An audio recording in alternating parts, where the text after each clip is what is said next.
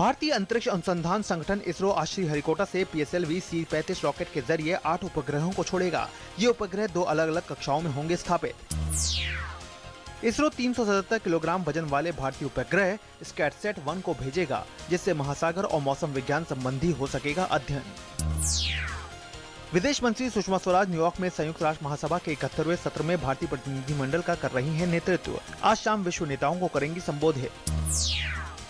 केरल के कोझिकोड में प्रधानमंत्री नरेंद्र मोदी ने कहा कि मुस्लिमों को वोट बैंक समझने के बजाय उन्हें समझा जाना चाहिए अपना सबके कल्याण की कही बात। कोझिकोड में भाजपा का 3 दिवसीय राष्ट्रीय सम्मेलन हुआ संपन्न। प्रधानमंत्री ने गरीब के कल्याण को बताया भाजपा का एजेंडा। पंडित दीनदयाल उपाध्याय की जन्मशती को गरीब कल्याण विकास के रूप में मनाया जाएगा। कोझिकोड में साल भर चलने वाले कार्यक्रमों की हुई शुरुआत।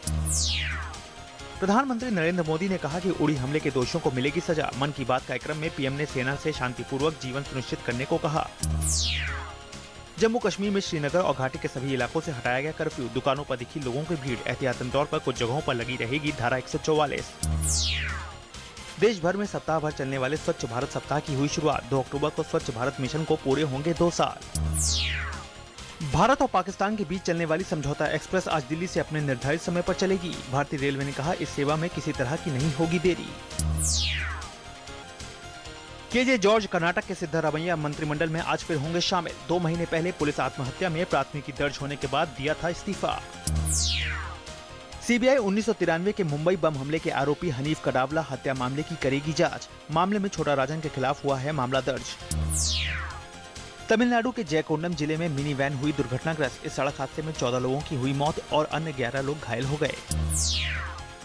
मध्य प्रदेश के गुना में तालाब में डूबने से 7 बच्चों की हुई मौत। मृतकों के शवों की हुई पहचान। शवों को पोस्टमार्टम के लिए भेजा गया। स्वीडन के तीसरे सबसे बड़े शहर माल्मो में गोलीबारी में 4 लोगों के घायल होने की खबर। इस घटना के थोड़ी ही देर बाद हेलेनहोम इलाके में धमाके की भी आवाज सुनी गई। इराक के तिकरित में पुलिस चौकी पर आतंकवादी हमले में 18 लोगों की मौत। इस्लामिक स्टेट ने इस हमले की ली जिम्मेदारी। यमन के इब शहर में अरब गठबंधन सेना के हवाई हमले में 9 लोगों की हुई मौत। हमले में 9 लोग भी हुए घायल।